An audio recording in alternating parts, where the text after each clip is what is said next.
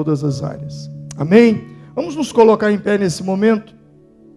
Abra sua Bíblia comigo em 2 Samuel, capítulo 9. 2 Samuel, capítulo de número 9.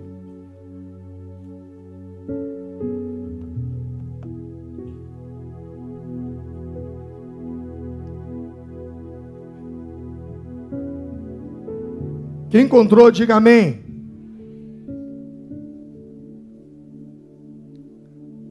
Versículo de número 1 diz assim: certa ocasião Davi perguntou: resta ainda alguém da família de Saul a quem eu possa mostrar lealdade por causa da minha amizade com Jonatas? Então chamaram Ziba, um dos servos de Saul, para apresentar-se a Davi. E o rei perguntou: você é Ziba? Sou teu servo, respondeu ele. Perguntou-lhe Davi: resta ainda alguém na família de Saul a quem eu possa mostrar a lealdade de Deus? Respondeu Ziba: ainda há um filho de Jonatas, aleijado dos pés. Onde ele está? Perguntou o rei. Ziba respondeu: na casa de Maquir, filho de Amiel, em Lodebar. Então o rei Davi mandou trazê-lo de Lodebar. Quando Mefibosete, filho de Jonatas e neto de Saul, compareceu diante de Davi, prostrou-se com o rosto de Ziba, todo lijado dos pés, foi morar em Jerusalém, pois passou a comer sempre à mesa do rei. Senhor, obrigado pela leitura da tua palavra. Eu peço que o Senhor use essa palavra para falar ao nosso coração. Muito obrigado, Senhor. Muito obrigado. Em nome de Jesus. Você pode se assentar. Hoje eu quero falar sobre uma nova história. Mas para você ter uma nova história, você precisa ressignificar a sua velha história. Então o tema de hoje, nessa série Uma Nova História, é ressignificando a minha história. O texto diz que Davi e Jonatas, eles tinham uma aliança. Jonatas era filho de Saul. E o texto diz que Saul tinha um neto, que era filho de Jonatas. E o nome desse neto era Mefibosete. Ele vivia no palácio, cercado de mimos, cercado de riqueza. Ele tinha um futuro promissor, porque ele era neto do rei. Então ele se tornaria algum dia príncipe e sucessor do rei. Na monarquia era assim que funcionava. O rei, seu filho príncipe e seus netos posteriormente se tornariam príncipes. Mas o texto sagrado nos diz que houve uma batalha sangrenta entre Israel e os habitantes de Gaza, os filisteus. E nessa batalha, o rei Saul, que estava vivendo uma vida completamente distante dos caminhos de Deus, Saul, ele morreu nessa batalha. Os filhos de Saul, os tios de Mefibosete, também morreram nessa batalha. E seu pai, Jonatas, também foi morto. Os filisteus venceram aquela guerra. Eles mataram Saul e mataram seus filhos. E quando a babá de Mefibosete, que tinha 5 anos, Mefibosete tinha 5 anos de idade, quando a babá dele ficou sabendo que o seu pai e toda a sua família havia morrido, o retorno está dando muito estralo aqui, se puder tirá-lo, deixar só o meu ponto. Quando eles ficaram sabendo quando ela ficou sabendo que a família de Davi, a família de Saul havia morrido, então ela pegou o menino nos braços e saiu correndo com ele. Por quê?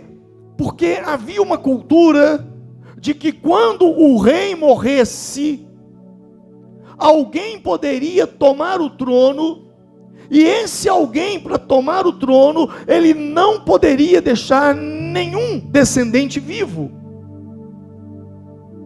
Então o que essa moça faz? Ela sai correndo com o bebê, com o menino, melhor, com o garoto, e ela tropeça e cai, e quando ela cai, o menino machuca, e o menino fica paralítico, ele não consegue andar.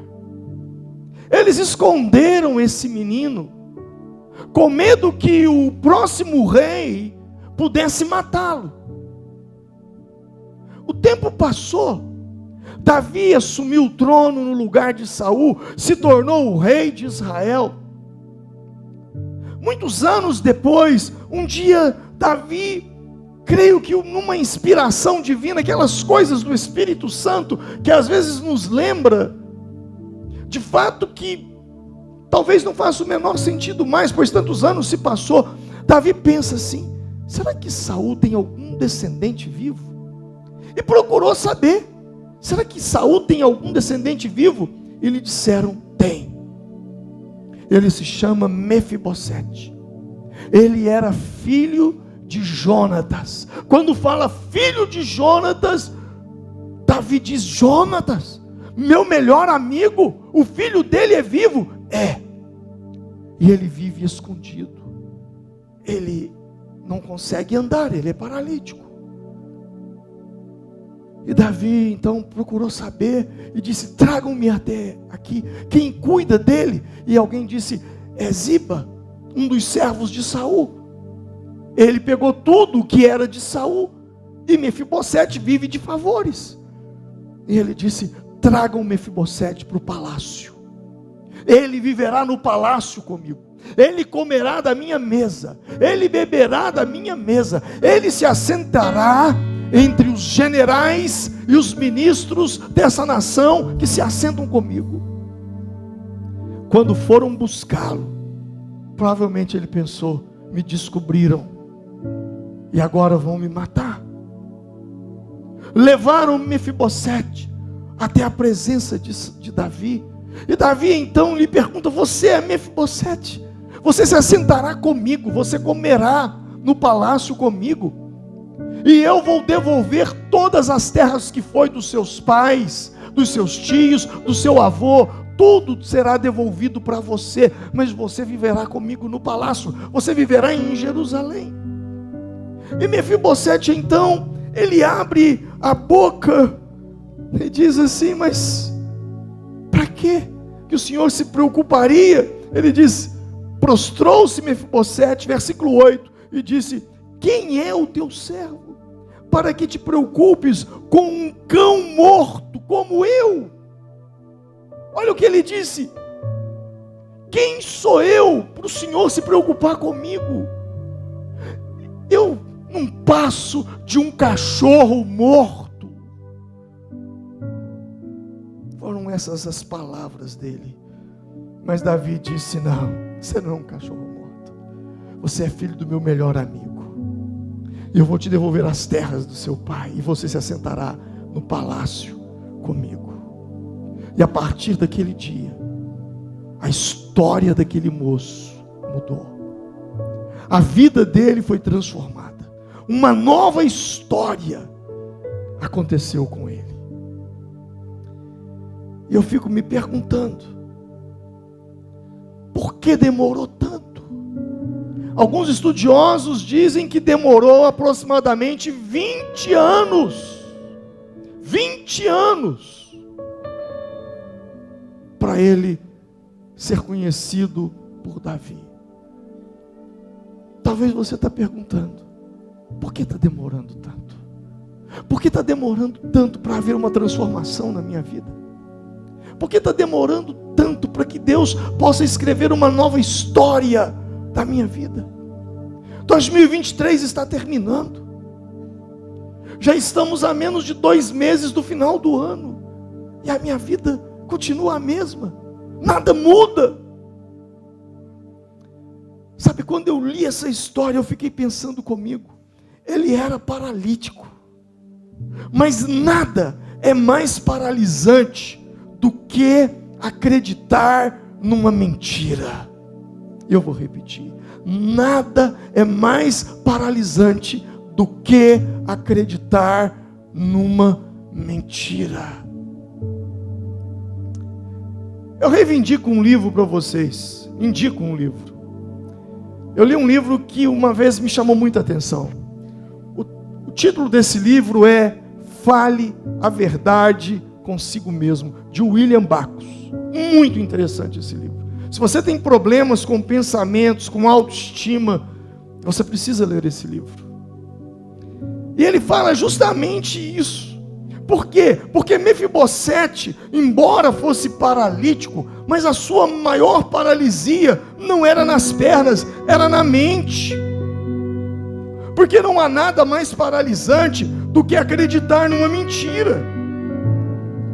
Ele viveu a primeira parte da sua vida escondido numa terra chamada Lodebar, numa terra de mendigos, porque ali nem pasto tinha.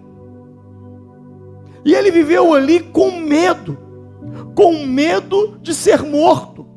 Ele passou anos e anos acreditando numa história que ele contou para ele mesmo. Ele passou anos e anos acreditando: se o rei Davi souber que eu existo, ele manda me matar. Foram anos acreditando numa mentira. Muitas coisas não aconteceram ainda na sua vida, porque você tem acreditado em mentiras que pessoas disseram para você, ou mentiras que você mesmo disse para você. Ele viveu a sua vida escondido ali, por causa de um medo que ele tinha no coração dele. Pesquisas dizem que 91% dos nossos medos nunca se realizarão.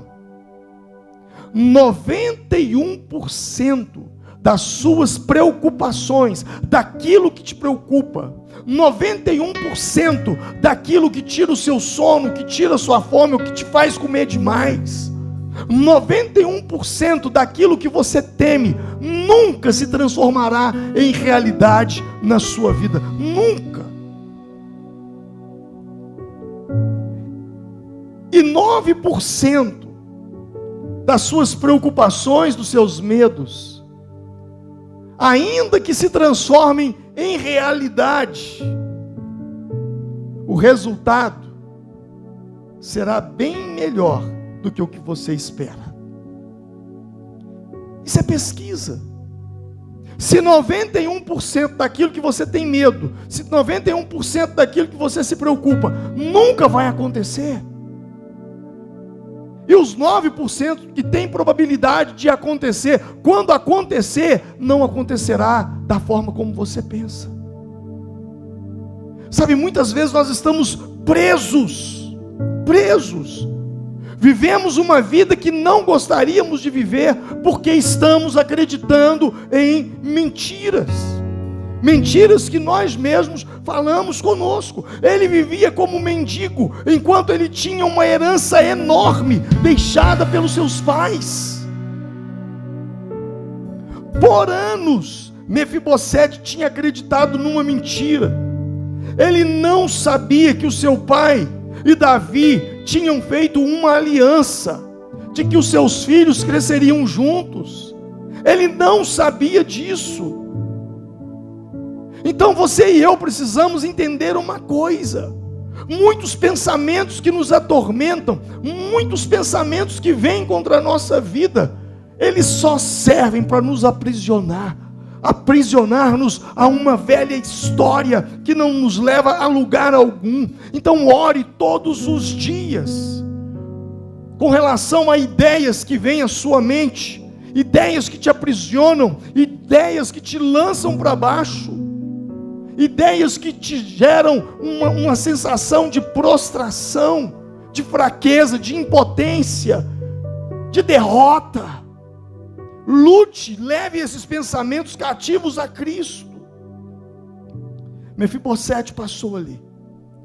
E eu quero acreditar que com frequência ele se lembrava do seu passado. A minha pergunta é: com que frequência você se lembra do seu passado? E quando você se lembra do seu passado, do que você se lembra? De coisas boas ou de coisas ruins? Este talvez era um problema de Mefibosete. Ele remoía demais o passado. Ele remoía demais o que poderia ter se tornado e não se tornou um príncipe em Israel.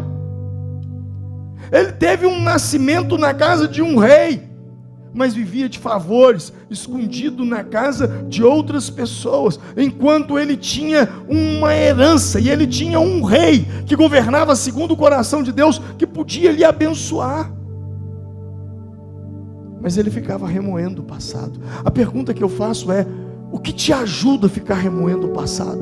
O que te ajuda a ficar trazendo lembranças na sua mente que não podem fazer absolutamente nada por você? O quanto lhe beneficia ficar se lembrando de fatos ruins que lhe aconteceram? Digo, de fatos de anos atrás, ou por que não, de meses atrás, ou de uma semana atrás, ou de fatos que lhe aconteceram hoje de manhã, e você está remoendo até agora, e vai para a cama com isso.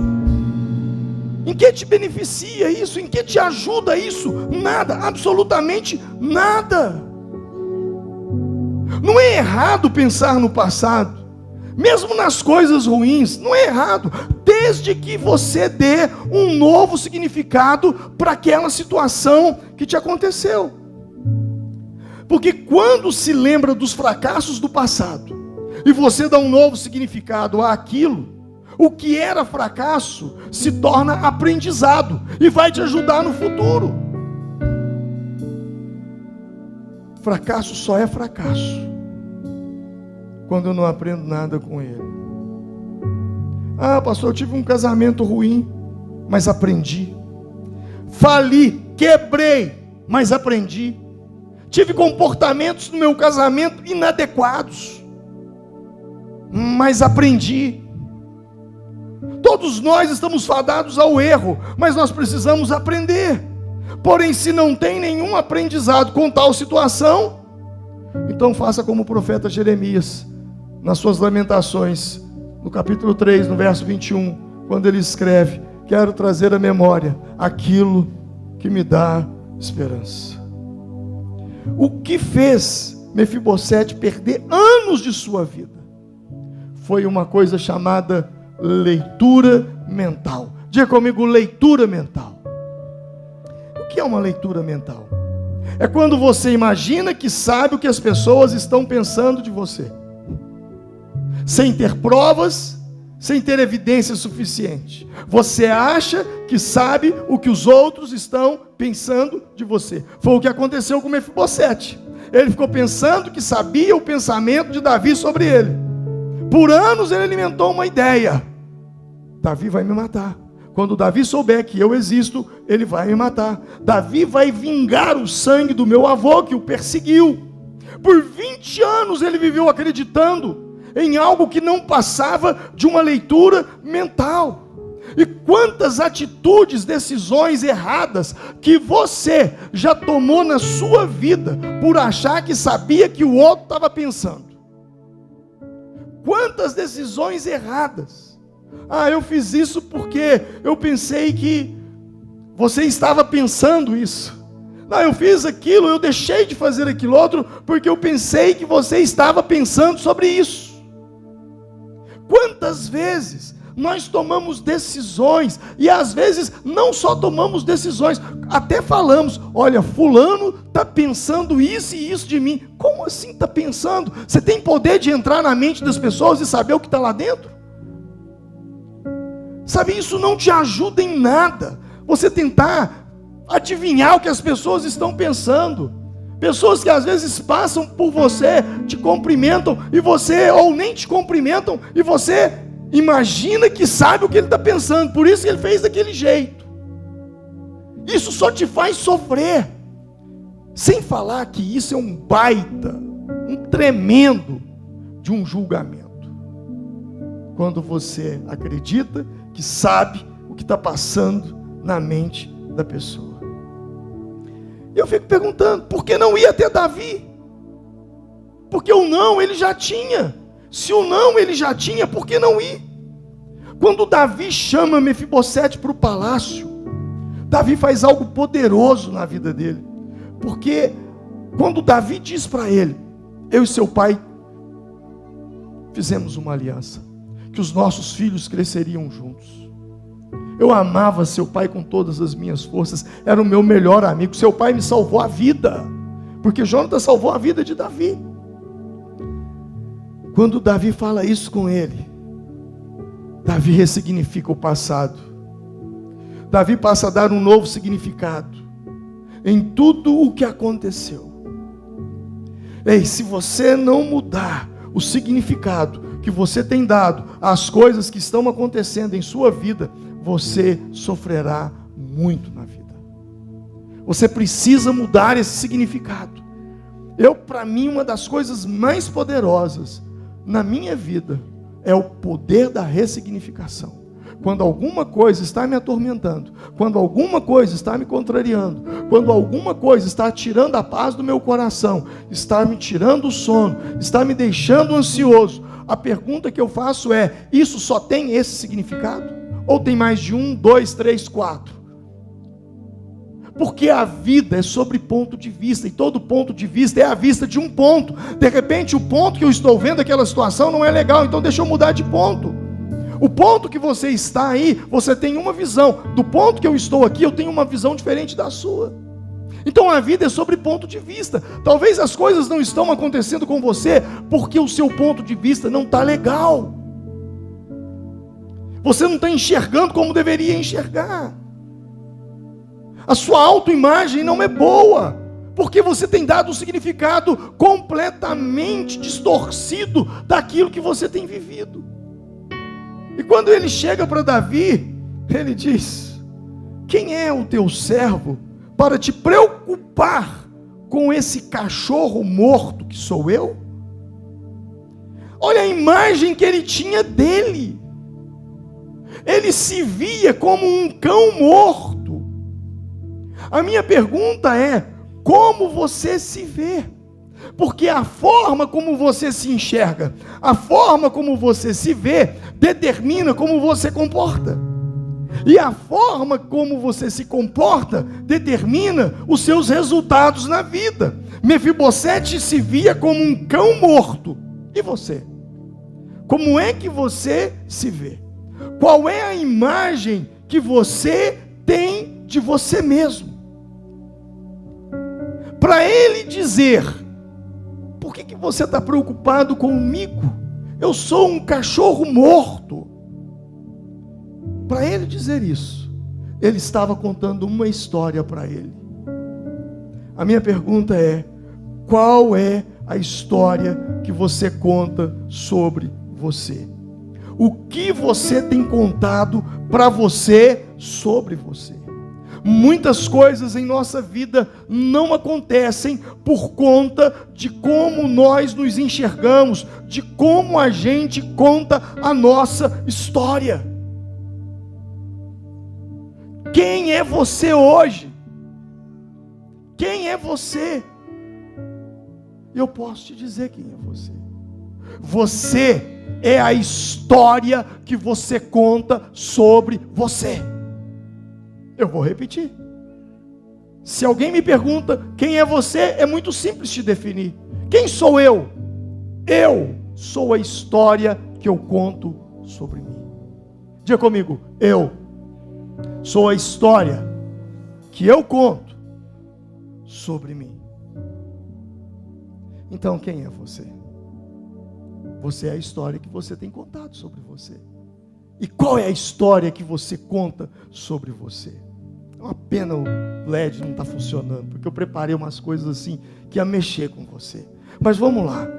Tem uma coisa que se chama linha do tempo. Linha do tempo. Você nasceu, você cresceu, você se tornou quem você se tornou. E nessa linha do tempo, você perdeu, você ganhou, você perdeu. Você teve decepções, você teve frustrações, mas você teve alegrias, você teve vitórias. E todas essas perdas e ganhos, todas elas formataram quem você é hoje. Porque você é a história, a sua história.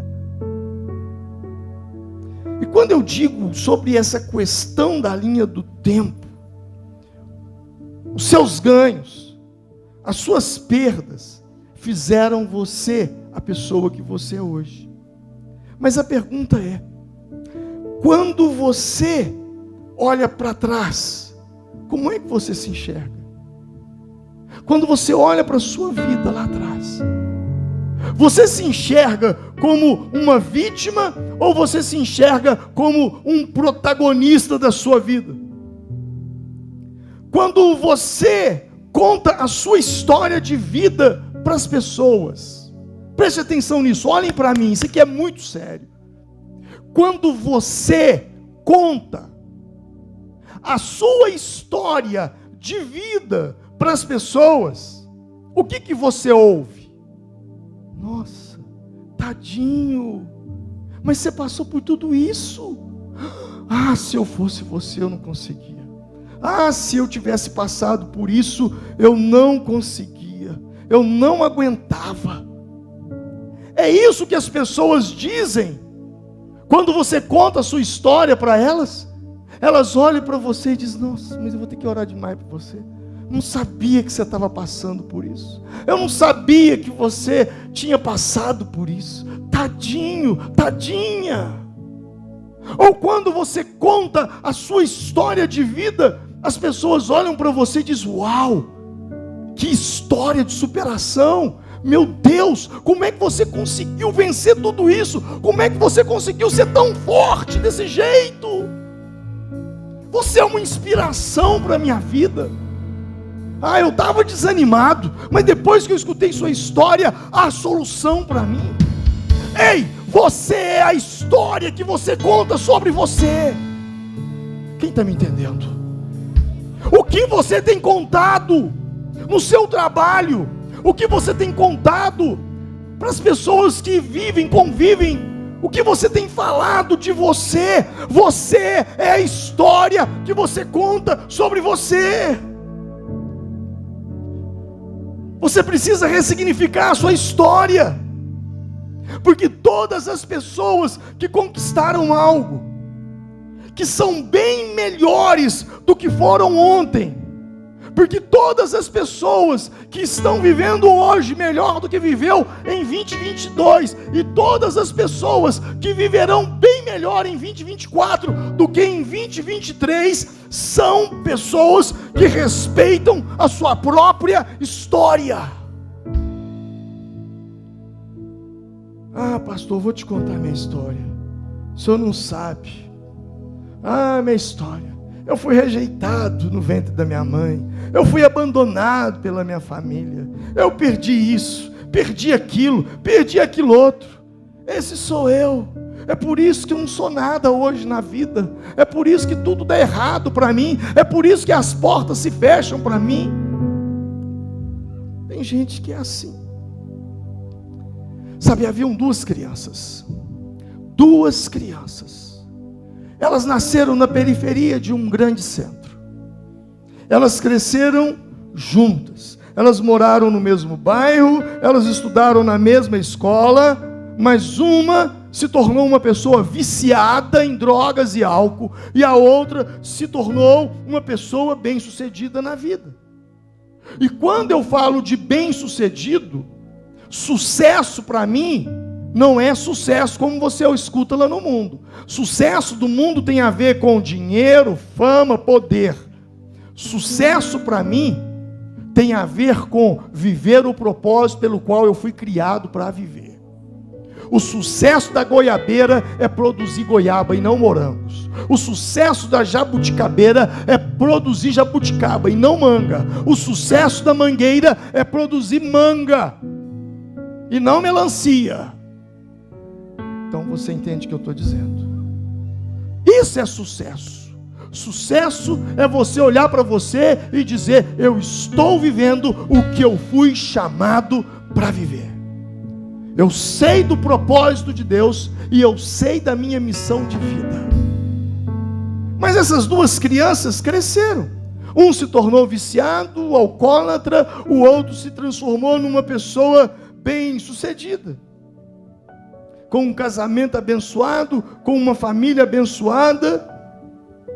E o que fez com que essas duas pessoas tomassem caminhos tão opostos?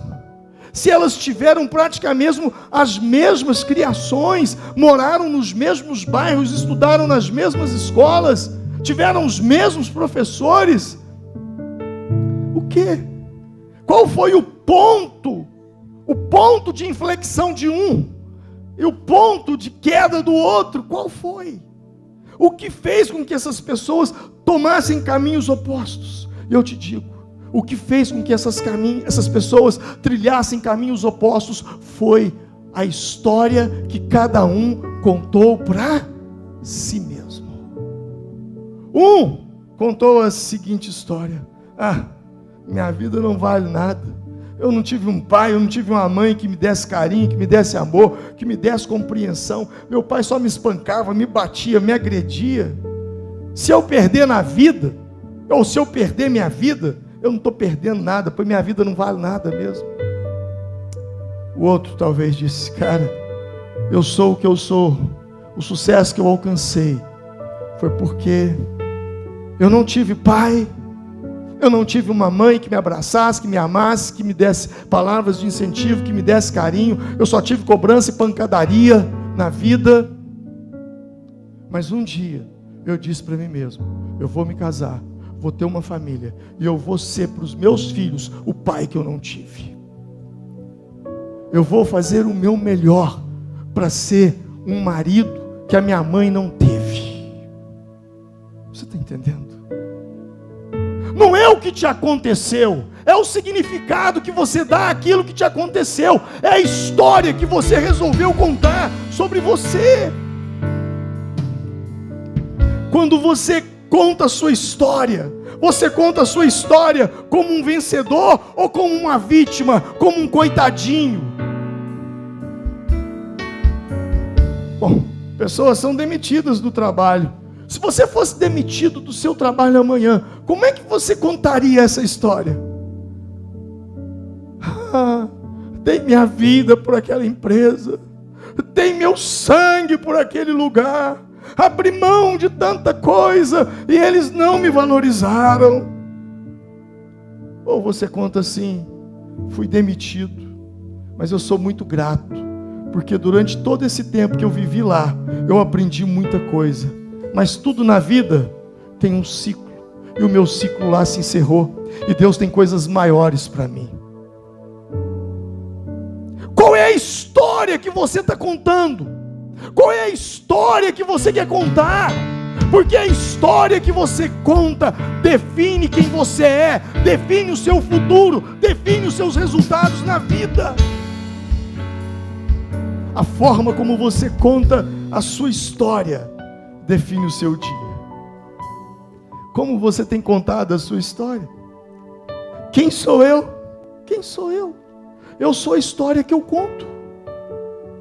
Simples. Eu sou a história que eu conto sobre mim. Em Mateus capítulo 26, Jesus havia sido preso. Pedro seguia Jesus de longe. E era noite. Eles fizeram uma fogueira. Pedro estava ao redor daquela fogueira. E alguém passando disse: eu te conheço. Pedro disse: eu? É você. Não, você não me conhece. Sim, eu te conheço. Você é um deles. Você é um dos discípulos de Jesus. Pedro disse: não, eu não sou. Alguém disse: não, você é. Não, eu não sou. Não, sim, você parece com ele, você andava com ele. Não, eu não o conheço. Eu não sei quem ele é. A Bíblia diz então que o galo cantou. Jesus olhou para Pedro. Esse olhar de Jesus é fulminante. Ele não falou nada. Um olhar. A Bíblia diz que Pedro chorou amargamente. Preste atenção nisso. Quando eles perguntaram se Pedro era um dos discípulos, Pedro contou uma história. E qual foi a história que ele contou? Eu juro que não o conheço. Mais tarde, capítulo 16 de Marcos, Jesus ressuscita, aparece para as mulheres ali no túmulo, e Jesus diz o seguinte: diga aos discípulos e a Pedro que eu ressuscitei. Preste atenção nisso. Diga aos discípulos. O anjo disse: diga aos discípulos e a Pedro que Jesus ressuscitou. Diga aos discípulos e a Pedro. Mas Pedro não era discípulo? Então por que dizer aos discípulos e dizer a Pedro? Porque ele contou uma história. Eu não sou um deles. A história que você conta sobre você define o seu futuro, define a sua vida. O fato de você não aceitar a sua história, sabe quem você não está aceitando? E eu vou repetir, é uma pergunta. O fato de você não aceitar a sua história, sabe quem você não está aceitando? A você mesmo. E a pergunta que eu faço é: como você pode crescer? Como você pode avançar? Como você pode avançar? Como você pode vencer na vida se você não se aceita? E quem não se aceita, não se ama. E quem não se ama, não consegue viver o mandamento: amarás o teu próximo como a ti mesmo. Vai ficar faltando um pedaço. Por isso, você não tem sucesso nos relacionamentos da sua vida. Você não tem sucesso nos relacionamentos sentimentais, de relacionamento marido, mulher. Você não tem sucesso nos relacionamentos de amizade. Não, o problema não está nas pessoas. O problema está em você. E qual o problema é esse? É que você não se aceita.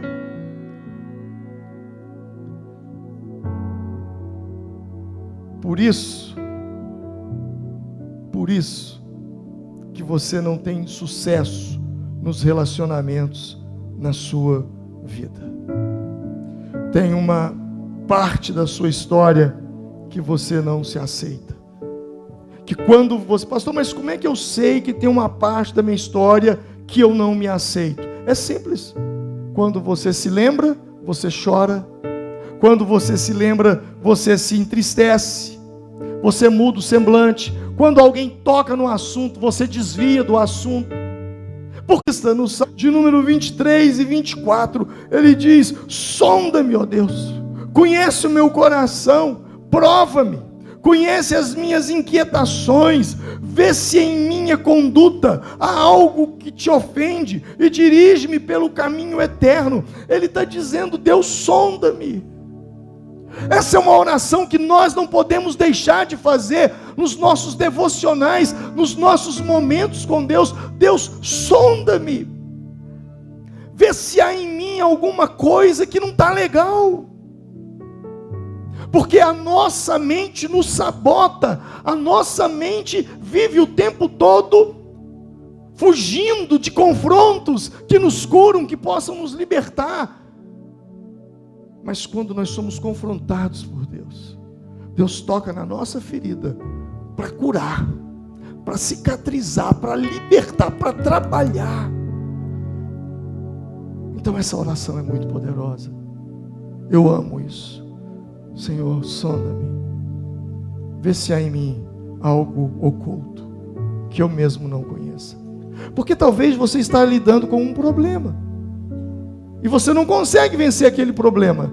Mas o problema, e aí eu vou ser redundante, o problema não é o problema em si, é a raiz que você não sabe. Mas quando você diz sonda-me, o Senhor vai na raiz e trabalha isso dentro de você. 2 Coríntios capítulo 5, 17 diz: se alguém está em Cristo, nova criatura é, as coisas velhas se passaram, eis que tudo se faz novo. Então, quando você tem vergonha dessa parte da vida e não resolve isso dentro de você, você tem vergonha de quem você é. Será que você pode dizer: eu quero viver algo novo? Levante sua mão e diga: eu quero viver algo novo. Faz meu coração arder de novo, fazendo todo medo desaparecer, trazendo sobre mim um novo amanhecer. Eu quero viver algo novo. Esse é o clamor do seu coração? É isso que você deseja? Se é isso, você não pode viver fugindo de você. Você não pode ter vergonha. Você não pode ter vergonha. Porque quando a gente entrega para Cristo, há um ressignificado nisso. Quando você abre o seu coração, Deus começa a trabalhar dentro de você. Aceitar a nossa história nos faz aceitar os nossos valores. Quando Davi, ele leva Mefibosete para o palácio, Davi trabalha nele algo chamado valor, e Davi, ele era top para fazer isso, porque ele havia feito isso com 400 homens que não valiam nada na caverna de Adulão, e de escória da sociedade se transformaram nos valentes de Davi. E Davi, aqui na vida de Mefibosete, é a figura de Cristo na nossa vida. Porque quando Jesus ele entra na nossa vida, ele nos mostra o valor real. Somos filhos de Deus. Entender o seu valor abre portas para você. Entender o seu valor faz você se enxergar, faz você ser aceito. Quando você tem o seu valor restaurado por Jesus, você não tem vergonha de você, você não tem vergonha de quem você é, de onde você mora. Tem gente que diz: eu não vou falar com tal pessoa, porque eu tenho vergonha, porque o nível dele é muito alto. Eu não vou na casa de fulano, porque eu tenho vergonha. Eu não vou naquela festa, porque eu tenho vergonha, eu não tenho roupa suficiente. Sabe, na verdade, tudo isso que você diz que tem vergonha, a raiz disso é a vergonha que você tem da sua vida, que você não conta a sua história como deveria contá-la, com a ressignificação da palavra de Deus. Tem pessoas que se isolam e diz que não são aceitas, mas elas sim são aceitas. O fato é que elas se isolam. Vão numa festa, fica ali num canto, cara fechada, emburrada. Aí alguém pergunta: e aí, como é que foi a festa? Não gostei não, pessoal metido, ninguém deu moral para mim. Fui lá na igreja, não gostei. Pessoal lá, ninguém me deu moral. Na verdade, você não se sente aceito nos lugares, porque você não se aceita, porque você não aceita a sua história, porque você não deixa Deus trabalhar na sua história, você vive correndo dela.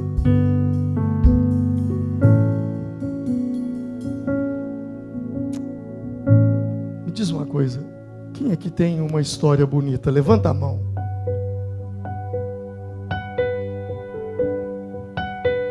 Tem jeito de levantar os pés? Eu vou levantar. Quem aqui tem uma história bonita? Levanta a mão. Melhorou. Quanto mais dor, quanto mais sofrimento, mais superação. E quanto mais superação, maior é o propósito de Deus para a sua vida. Aleluia.